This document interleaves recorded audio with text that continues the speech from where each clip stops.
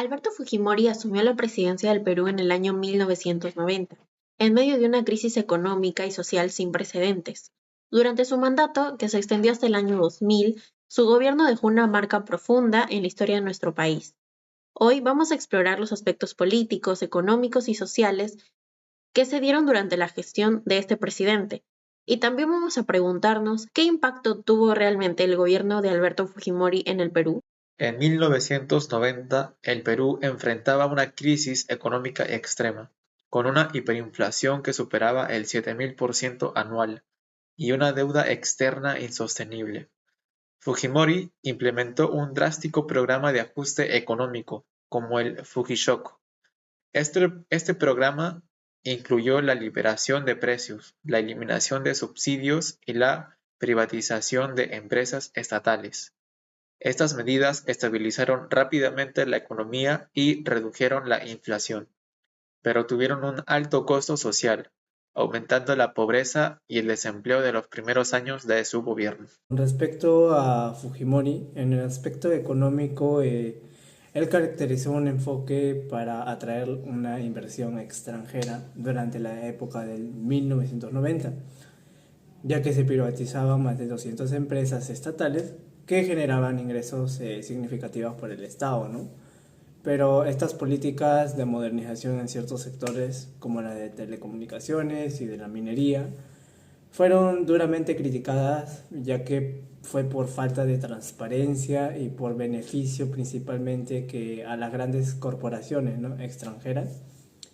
Eso dejando en evidencia de que dejaban de lado el desarrollo de las pequeñas y medianas corporaciones. En el aspecto político, Fujimori enfrentó un gran desafío: el conflicto armado interno con grupos terroristas como Sendero Luminoso y el MRTA.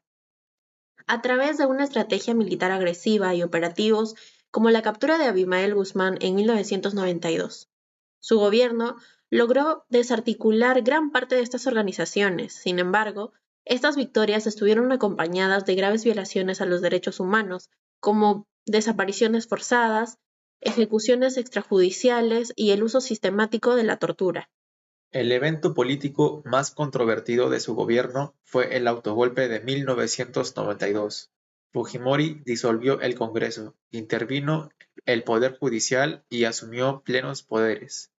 Aunque justificó esas acciones como necesarias para avanzar sus reformas y combatir al terrorismo, el autogolpe marcó el inicio de un régimen autoritario que limitó las libertades democráticas y consolidó su control sobre las instituciones del Estado.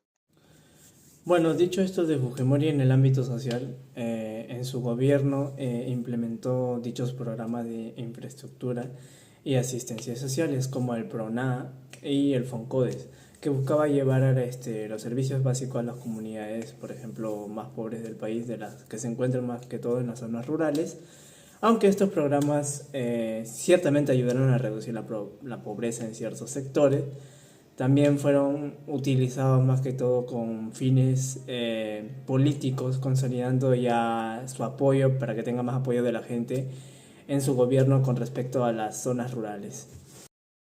Sin embargo, el legado social de Fujimori también está marcado por graves violaciones de derechos humanos. Uno de los episodios más oscuros fue la política de esterilizaciones forzadas que afectó a miles de mujeres indígenas, una práctica condenada internacionalmente. Además, su gobierno estuvo plagado de corrupción, con Vladimiro Montesinos, su asesor principal, como protagonista de múltiples escándalos que involucraron sobornos y manipulación de los medios de comunicación. En el año 2000, el gobierno de Fujimori llegó a su fin en medio de una crisis política y social. Tras ser reelegido en las elecciones cuestionadas, su régimen colapsó por la difusión de los clavivideos, que evidenciaron la magnitud de la corrupción. Fujimori renunció a la presidencia desde Japón, cerrando así una década de gobierno que dejó profundas divisiones en el país. Bueno, y por último, en conclusión, podemos ver que el gobierno de Fujimori en cierta parte estabilizó la parte económica y enfrentó con éxito la parte del terrorismo. Pero lo hizo a costa de las instituciones democráticas y de los derechos humanos. Sus políticas económicas modernizaron sectores clave, pero dejaron grandes desigualdades.